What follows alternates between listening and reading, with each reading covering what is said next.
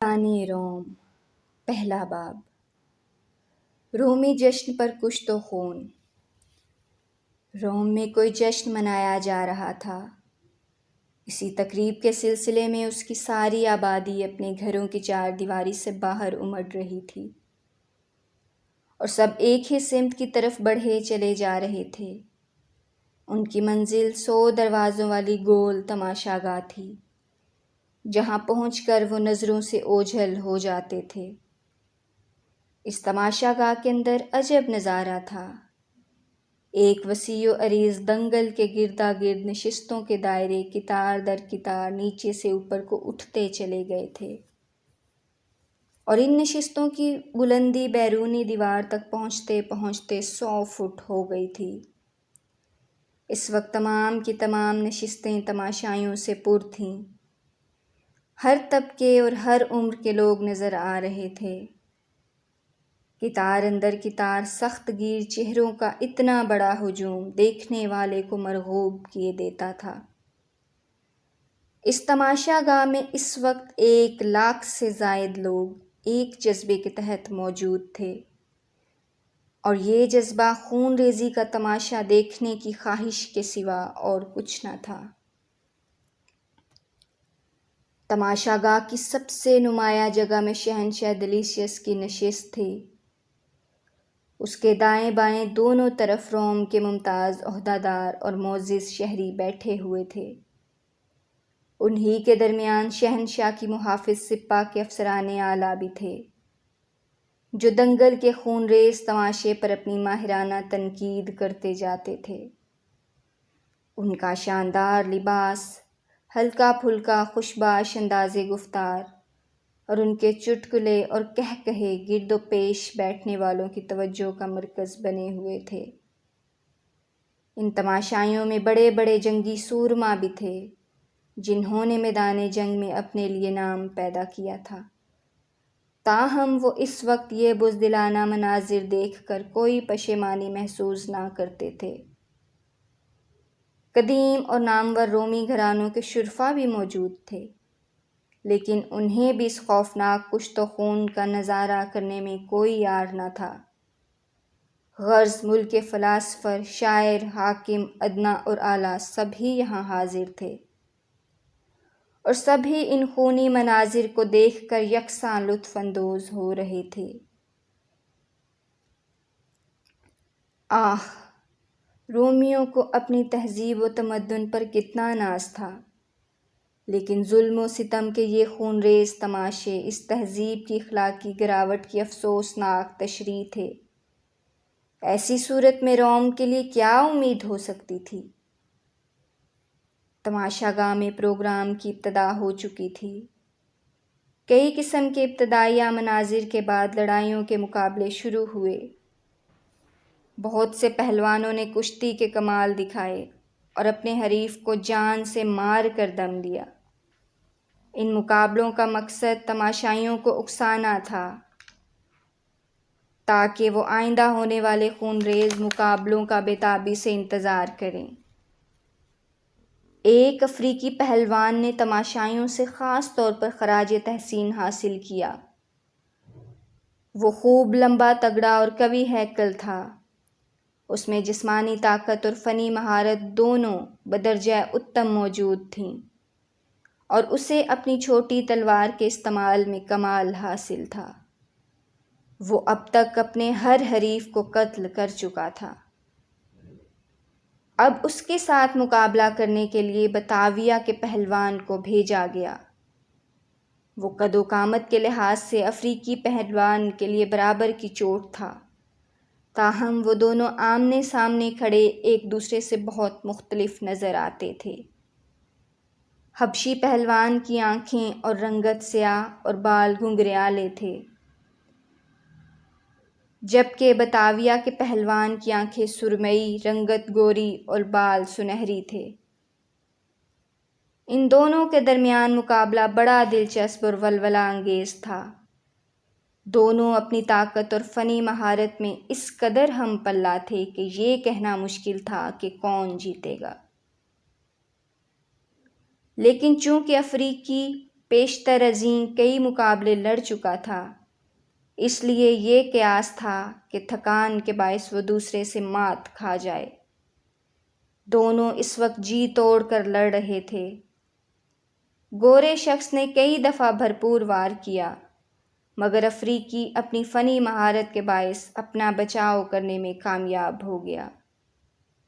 افریقی اگر تند اور پھرتیلا تھا تو اس کا حریف اتنا ہی بیدار مغز اور خبردار، لہٰذا ہار جیت کا فیصلہ نہ ہو سکا۔ آخر کار انہیں لڑائی بند کرنے کا اشارہ دیا گیا اور محافظ ان کو دنگل سے باہر لے گئے، لیکن یہ اقدام ان کی اعلیٰ کارکردگی کے صلے میں یا ان کی تھکان کی رعایت سے نہیں کیا گیا تھا، بلکہ اس لیے کہ انہیں عوام کو خوش کرنے کے لیے تھوڑی دیر بعد مناسب موقع پر پھر لڑایا جائے۔ اس کے بعد بہت سے آدمیوں کو دنگل میں لایا گیا۔ ان سب کے پاس بھی چھوٹی چھوٹی تلواریں تھیں۔ دنگل میں داخل ہوتے ہی انہوں نے حملہ کر دیا۔ یہ فریقین کا مقابلہ نہیں تھا بلکہ عام لڑائی تھی، جس میں ہر فرد اپنے پاس کھڑے فرد کا مخالف تھا۔ ایسے مناظر سب سے زیادہ خون ریز اور ولولہ خیز ہوتے تھے، اور اس قسم کی لڑائیوں میں کم سے کم وقت میں زیادہ سے زیادہ آدمیوں کا صفایا ہو جاتا تھا۔ اب یہ 500 نوجوانوں جو اپنی طاقت اور جوانی کے عین جوبن پر تھے، ایک دوسرے کو قتل کرنے کی سعی میں بے طرح گڈمڈ ہو گئے تھے۔ کبھی وہ ایک ہی جگہ ایک دوسرے پر آ گرتے تو کبھی وہ لڑتے لڑتے دو دو کے جوڑوں میں بٹ کر دنگل میں پھیل جاتے، جبکہ ان کے ساتھیوں کی لاشیں ان کے پاؤں میں گاجر مولی کی طرح کٹی پڑی ہوئی تھیں۔ دو دو کے مقابلوں میں فاتح پھر ایک دوسرے سے خلاف ایک جگہ جمگٹا بنا کر دوبارہ لڑنے لگتے۔ اب 500 جوانوں میں سے کٹتے مرتے صرف 100 آدمی باقی رہ گئے، اور یہ بھی زخمی اور تھکان سے چور تھے۔ وہ مزید مقابلہ کی تاب نہ رکھتے تھے۔ تب منتظمین کے ایما پر 2 آدمی مقابل سمت سے اکھاڑے میں کود پڑے۔ یہ 2 شخص وہی افریقی پہلوان اور اس کا حریف بتاوی پہلوان تھے جو اس سے تھوڑی دیر پہلے ایک دوسرے کا مقابلہ کرتے رہے تھے۔ ان دونوں نے تازہ دم ہو کر زخموں سے چور افراد پر حملہ بول دیا، جن میں نہ متحد ہو کر لڑنے کی طاقت تھی اور نہ انفرادی طور پر اپنی حفاظت کا حوصلہ۔ لہٰذا اس مرحلے پر مقابلہ کو مقابلہ کہنا ہی صحیح نہ تھا، کیونکہ یہ قتل عام کے برابر تھا۔ غرض یہ قوی ہیکل دیو دنگل میں دائیں بائیں انسانی جانوں کا صفایا کرتے چلے گئے، حتیٰ کہ وہ دونوں باقی رہ گئے۔ ان کی کارکردگی دیکھ کر تماشا گاہ تالیوں سے گونج اٹھی۔ پھر انہیں آپس میں لڑنے کا اشارہ دیا گیا۔ لڑائی شروع ہوئی اور اس دوران میں دنگل کے ملازم ان کے آس پاس سے لاشوں کو اٹھا اٹھا کر باہر لے جانے میں مصروف ہو گئے۔ ان دونوں کے درمیان یہ مقابلہ بھی پہلے کی طرح تند اور تیز تھا۔ افریقی پھرتیلا تھا اور اس کا حریف اتنا ہی محتاط۔ آخر کار افریقی نے بے جگری سے وار کیا اور اس کے حریف نے بجلی کسی تیزی کے ساتھ وار کی زد سے اپنے آپ کو بچایا۔ افریقی پیچھے کو ہٹا اور تلوار اس کے ہاتھ سے نیچے گر پڑی۔ وہ اس کو پکڑنے ہی کو تھا کہ اس کے حریف نے اس کے بازو کو بری طرح زخمی کر ڈالا۔ جب افریقی گرا تو 1,00,000 آدمی فاتح کی بہادری پر اش اش کر اٹھے، مگر اس سے پہلے کہ فاتح افریقی کو ٹھکانے لگاتا، مقابلہ ملتوی کرنے کا اشارہ دیا گیا۔ لیکن عوام اور زخمی افریقی دونوں خوب سمجھتے تھے کہ یہ فیصلہ اس پر رحم کی غرض سے نہیں، بلکہ اس لیے کہ اسے کچھ دیر بعد پھر دنگل میں لایا جائے۔ افسروں میں سے ایک نے اپنے ساتھی سے کہا، مارسلس بتاوی فنون جنگ میں ماہر ہے، دوسرے نے جواب دیا، ہاں لوکلس، اس میں کوئی شک نہیں، اس سے بہتر لڑاکا میں نے پہلے نہیں دیکھا، بلکہ سچ تو یہ ہے کہ یہ دونوں ہی عام پہلوانوں سے کہیں بہتر ہیں، لیکن ہمارے یہاں ان دونوں سے بھی بہتر ایک لڑاکا موجود ہے۔ واقعی؟ وہ کون ہے؟ تماشا گر میسر، میری دانش میں وہ سب پر سبقت لے گیا ہے۔ ہاں یاد آیا، میں نے اس کا ذکر سنا ہے۔ کیا اسے آج دنگل میں لایا جائے گا؟ میرے سننے میں تو یہی آیا تھا۔ اس مختصر گفتگو کا سلسلہ یکا یک ٹوٹ گیا، کیونکہ ان کی توجہ ایک وحشت ناک گرج کی طرف مبذول ہوئی جو درندوں کے پنجروں کی طرف سے بلند ہوئی تھی۔ یہ گرج وحشی درندے کی انتہائی بھوک اور غضب کا اعلان کرتی تھی۔ جلد ہی کسی نے اوپر سے جنگلے کا دروازہ کھول دیا اور شیر پھلانگتا ہوا دنگل میں داخل ہوا۔ یہ درندہ گزشتہ چند دن پہلے افریقہ سے لایا گیا تھا اور اسے 3 دن سے بغیر خوراک کے رکھا گیا تھا۔ قید کی بندش اور بھوک کی وجہ سے اس کا غیظ و غضب اور بے بیان وحشت دلاوروں کے دل دہلائے دیتی تھی۔ وہ غصے سے اپنی دم ہلاتا ہوا شعلہ زن نگاہوں سے تماشائیوں کو گھور رہا تھا۔ اچانک تماشائیوں کی توجہ دوسری طرف مبذول ہو گئی، کیونکہ دنگل کی دوسری جانب سے ایک آدمی کو اندر دھکیل دیا گیا تھا۔ یہ تماشا گر پہلوانوں کی طرح حسب معمول صرف لنگوٹ پہنے تھا۔ اس کے ہاتھ میں چھوٹی تلوار تھی۔ وہ دلیری سے دنگل کے درمیان پہنچا، سب کی آنکھیں اس پر ٹکی تھیں۔ پھر بہت سے لوگ بیک زبان چلا اٹھے، میسر میسر۔ شیر نے جلد ہی میسر کو دیکھ لیا اور نہایت خوفناک انداز میں گرجا۔ میسر خاموش کھڑا تھا، اس کی آنکھیں بڑے اطمینان سے درندے کی ہر حرکت کا جائزہ لے رہی تھیں۔ اچانک شیر پہلے سے بھی زیادہ وحشیانہ انداز میں دم ہلاتے اس کی طرف لپکا۔ آخرکار شیر اس سے کچھ فاصلے پر گھات کے انداز میں بیٹھ گیا۔ یکا یک اس نے چھلانگ لگائی، لیکن میسر اس کے لیے تیار تھا۔ بجلی کی سی پھرتی کے ساتھ وہ بائیں طرف ہٹ گیا اور جو ہی شیر زمین پر گرا، اس نے اپنی تلوار سیدھی اس کے دل میں گھونپ دی۔ شیر کا تن سر سے پاؤں تک کپ کپا اٹھا۔ وہ آخری دفعہ گرجا، مگر یہ آواز شیر کی گرج کی بجائے انسانی چیخ سے زیادہ نہ تھی۔ اس کے بعد وہ ریت پر گر پڑا اور اس کا دم نکل گیا۔ ایک دفعہ پھر تماشا گاہ تالیوں کے زور سے گونج اٹھی۔ کمال کر دیا، مارسلس پکار اٹھا۔ میں نے اس سے پیشتر کسی میں اتنی جرأت اور اتنی فنی مہارت نہیں دیکھی۔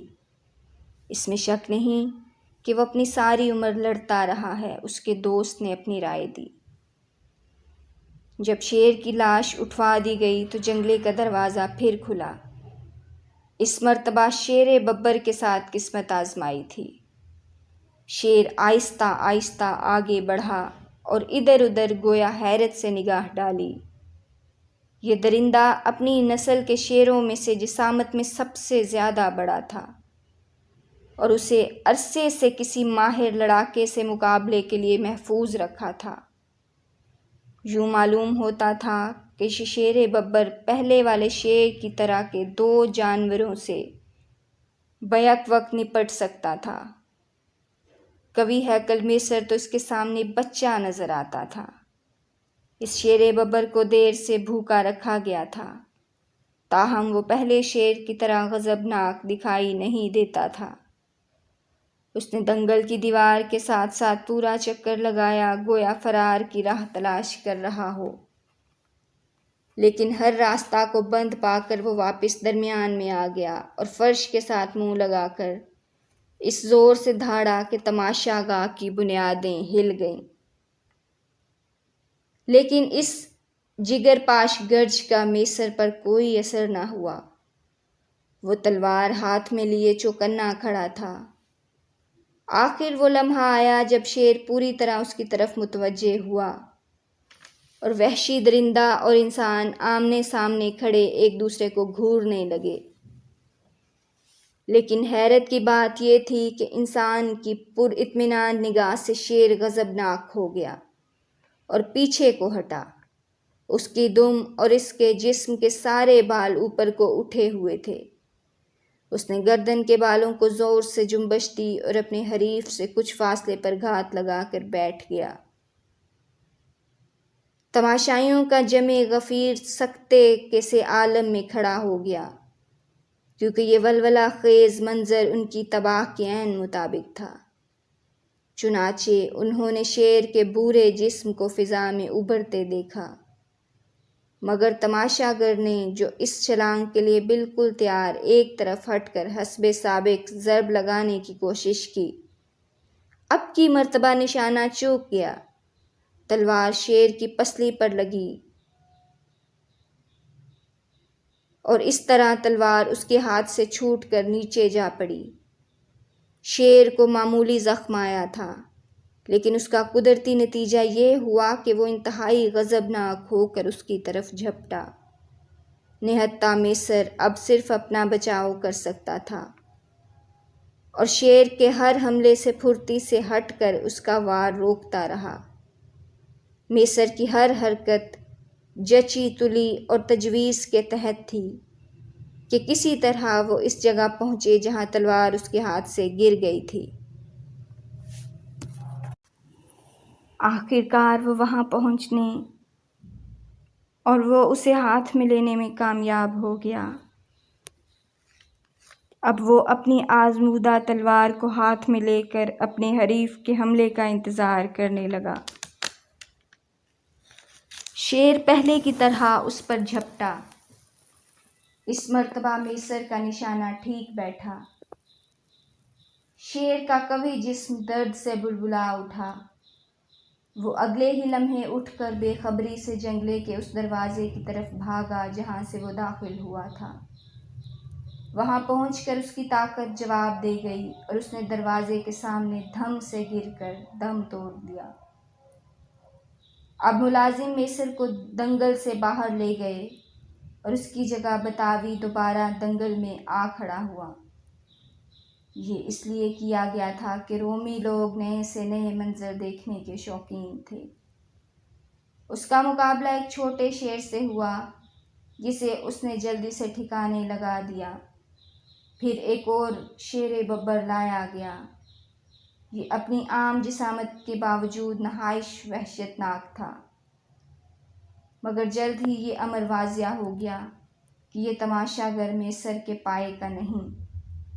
شیر نے چھلانگ لگائی اور ضرب کھائی، لیکن دوسرے حملہ میں اس نے حریف کو دبوچ لیا اور اسے تکہ بوٹی کر ڈالا۔ پھر میسر کو بلایا گیا جس نے بطور سابق بآسانی شیر کو مار ڈالا۔ اب میسر دنگل کے درمیان میں بحیثیت فاتح کھڑا تھا۔ لوگ اس کی شجاعت اور فنی مہارت پر اش اش کر اٹھے۔ تالیوں کے شور نے آسمان سر پر اٹھا لیا، لیکن تالیوں کی گونج ابھی ختم نہ ہوئی تھی کہ مقابل سمت سے ایک اور شخص دنگل میں داخل ہوا۔ یہ وہی افریقی تھا۔ اس کے زخمی بازو کی مرہم پٹی نہ کی گئی تھی۔ وہ لہو سے لت پت بے جان سا اس کے پہلو میں لٹک رہا تھا۔ وہ درد کی حالت میں لڑکھڑاتے ہوئے آگے آیا۔ رومی جانتے تھے کہ اسے مارے جانے ہی کو بھیجا گیا ہے، اور وہ بدنصیب خود ہی اس امر سے آگاہ تھا، کیونکہ اپنے حریف کے نزدیک آنے پر اس نے اپنی تلوار کو زمین پر پھینک دیا اور بولا، جلدی کرو، مجھے مار ڈالو اور درد سے رہائی دلاؤ۔ لیکن تماشائی یہ دیکھ کر دنگ رہ گئے کہ میسر نے پیچھے ہٹ کر اپنی تلوار زمین پر پھینک دی اور دونوں ہاتھ بڑھا کر شہنشاہ کی سمت نگاہ اٹھا کر یوں التجا کی، اے عظیم شہنشاہ!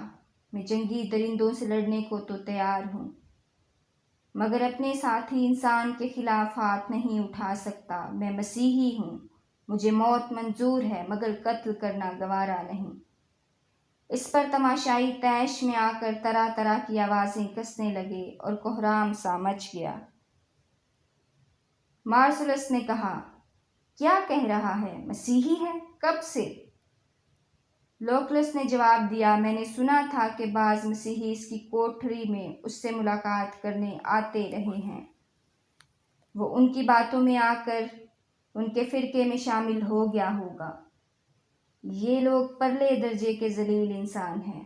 ہاں، غالباً وہ مسیحی ہے۔ اور کہا وہ لڑنے کی بجائے موت قبول کرے گا۔ ان تعصب زدوں کا یہی حال ہے۔ عیش پسند تماشائی اب حیرت زدہ نہیں بلکہ غضبناک ہو گئے تھے۔ وہ اس بات پر تل ملا اٹھے تھے کہ اس تماشا گر نے انہیں تفریح مہیا کرنے سے انکار کی جرأت کیسے کی۔ لوگوں کے جذبات کو بھانپ کر محافظ میسر کی طرف دوڑے اور اس نے کہا کہ میں اس کے خلاف نہیں لڑوں گا۔ میسر اپنے فیصلے سے ٹس سے مس نہ ہوا۔ وہ خالی ہاتھ افریقی کی طرف بڑھا جسے وہ اپنی مٹھی کی ایک ہی ضرب سے ہلاک کر سکتا تھا۔ افریقی کا چہرہ حیرت، خوشی اور فتح کے خیال سے شیطان کی طرح مکروہ دکھائی دے رہا تھا۔ اس نے اپنی تلوار کو مضبوطی سے میسر کی کمر میں گھونپ دیا۔ آواز آئی، خداوند یسوع میری روح کو قبول کر۔ یہ لفظ خون کے فوارے میں ڈوب گئے اور یہ دلاور گواہ اس جہان سے رحلت کر کے شہیدوں کی صف میں جا کھڑا ہوا۔ مارسلس بولا، کیا اس قسم کے نظارے اکثر دیکھنے میں ملتے ہیں؟ ہاں، اکثر۔ جب بھی مسیحی دنگل میں لائے جائیں ایسا ہی تماشا ہوتا ہے۔ یہ لوگ درندوں سے جان لڑا سکتے ہیں، یہاں تک کہ ان کی جوان لڑکیاں بھی چپ چاپ شیر چیتوں کے سامنے جا کھڑی ہوتی ہیں، مگر ان پاگلوں میں سے کوئی آدمی دوسرے آدمی کے ساتھ لڑنے کو تیار نہیں ہوتا۔ اس میں شک نہیں کہ عوام میسر کی اس حرکت سے بڑے مایوس ہوئے ہیں۔ وہ تماشا گروں میں سب سے زیادہ ماہر اور سب سے زیادہ دلاور تھا۔ مسیحیت کو اختیار کرنے میں اس نے انتہائی حماقت کی ہے، تاہم یہ مذہب یقیناً قابل تعریف ہے جو ایک حقیر تماشا گر کو اس قدر بلند کردار بنا سکتا ہے۔ خیر، تمہیں اس فرقہ کے متعلق مزید معلومات حاصل کرنے کا بڑا موقع ملے گا۔ کیوں؟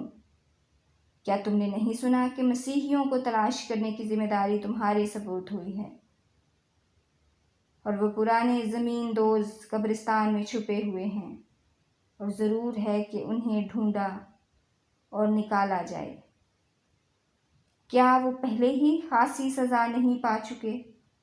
آج صبح ہی ان میں سے 50 کو جلا کر راکھ کر دیا گیا، اور گزشتہ ہفتے پورے 100 کے سر قلم کر دیے گئے۔ لیکن اس سے کیا فرق پڑتا ہے؟ جب سے یہ مسیحی منظر پر آئے ہیں ہماری سلطنت کا زوال شروع ہو گیا ہے، لہٰذا شہنشاہ نے ان کو ملیا میٹ کرنے کا تہیہ کر لیا ہے۔ یہ لعنتی اسی سلوک کے مستحق ہیں۔ یہاں تم بھی جلد ہی یہ ساری باتیں سمجھ جاؤ گے۔ مارسلس نے انکساری سے کہا، مجھے روم میں زیادہ دیر رہنے کا موقع ہی نہیں ملا کہ یہ سب باتیں جان سکوں، اور مجھے یہ بھی معلوم نہیں کہ مسیحیوں کا عقیدہ کیا ہے۔ میں نے یہی سنا ہے کہ ہر قسم کے جرم کو ان سے منسوب کر دیا جاتا ہے۔ خیر، جیسا تم ابھی کہہ رہے تھے، مجھے یہ سب معلوم کرنے کا موقع ملے گا۔ اب ان کی توجہ ایک اور منظر کی طرف ہو گئی۔ ایک عمر رسیدہ آدمی اکھاڑے میں چلا آ رہا تھا۔ بڑھاپے کے باعث اس کا جسم جھکا ہوا اور اس کے بال چاندی کی طرح سفید تھے۔ تماشائیوں نے مزاحیہ قہقہوں سے اس کا خیر مقدم کیا، حالانکہ اس کا باوقار چہرہ اور رفتار فقط ادب و لحاظ کے جذبات کو بیدار کرتے تھے۔ ٹھٹھوں کی آواز سن کر اس نے اپنا سر تماشائیوں کی طرف اٹھا کر یہ الفاظ کہے۔ مارسلس بولا، یہ کون ہے؟ یہ مسیحیوں کے نفرتی فرقے کا ایک استاد ہے، اس کا نام سکندر ہے۔ یہ اتنا ضدی ہے کہ کسی طرح اس دین کے انکار پر آمادہ نہیں ہوتا۔ اتنی دیر میں وہ بزرگ بولا، رومیو، میں مسیحی ہوں، میرے خداوند نے میرے لیے جان دی اور میں خوشی سے اس کے نام کی خاطر اپنی جان قربان کرتا ہوں۔ تب اس کی آواز تماشائیوں کے ہجوم کے تانوں میں ڈوب کر رہ گئی۔ ان کا شور و غوطہ ابھی تک جاری تھا کہ 3 چیتے کودتے ہوئے اس کی طرف آئے۔ وہ آسمان کی طرف نگاہ اٹھائے دست بستہ کھڑا تھا۔ اس کے ہلتے لب اس امر کے شاہد تھے کہ وہ دعا کر رہا ہے۔ وہ اسی حالت میں کھڑا تھا کہ وحشی درندے اس پر ٹوٹ پڑے اور چند ہی لمحوں میں اسے ٹکڑے ٹکڑے کر ڈالا۔ اب دیگر بہت سے جنگلی جانوروں کو دنگل میں چھوڑ دیا گیا۔ وہ غصے سے چنگاڑتے ہوئے تماشائیوں اور اپنے درمیان حائل دیوار کی طرف چھلانگیں مارنے لگے۔ پھر مایوس ہو کر ایک دوسرے کو کاٹنے اور جھنجھوڑنے لگے۔ یہ بڑا بھیانک منظر تھا۔ اتنے میں ان کے درمیان قیدیوں کے ایک بے کس گروہ کو دھکیل دیا گیا۔ یہ جوان سال لڑکیاں تھیں۔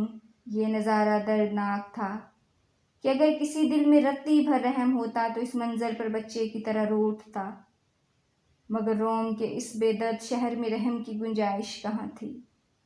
پہلے تو یہ بیچاری لڑکیاں موت کو اتنے ہولناک انداز میں اپنی طرف آتا دیکھ کر سہم گئیں، مگر چند لمحوں بعد ہی ایمان کی قوت نے انہیں تمام خوف سے بے نیاز کر دیا۔ انہوں نے اپنے حوصلے کو بلند کرنے کی غرض سے ایک دوسرے کے ہاتھ پکڑ لیے اور اپنی نگاہیں آسمان کی طرف اٹھا کر ایک نہایت سنجیدہ اور شعری نغمہ الاپنا شروع کر دیا۔ جو ہم سے محبت رکھتا ہے اور جس نے اپنے خون کے وسیلہ سے ہم کو گناہوں سے خلاصی بخشی اور ہم کو ایک بادشاہی دے کر اپنے خدا اور باپ کے لیے کاہن بھی بنا دیا، اس کا جلال اور سلطنت ابدالآباد رہے، آمین۔ پھر گانے کی یہ آوازیں یکے بعد دیگرے خون، جان کنی اور بالآخر موت میں ختم ہو گئیں۔ درد کی چیخیں ہم کی للکار کے ساتھ جا ملیں اور ان قبول صورت دوشیزاؤں کی روحیں جو موت تک وفادار رہی تھیں اس جہان سے پرواز کر گئیں، تاکہ دوسرے جہان میں جا کر منجی کی حمد و ثنا میں فرشتوں کے ساتھ ہم آواز ہو جائیں۔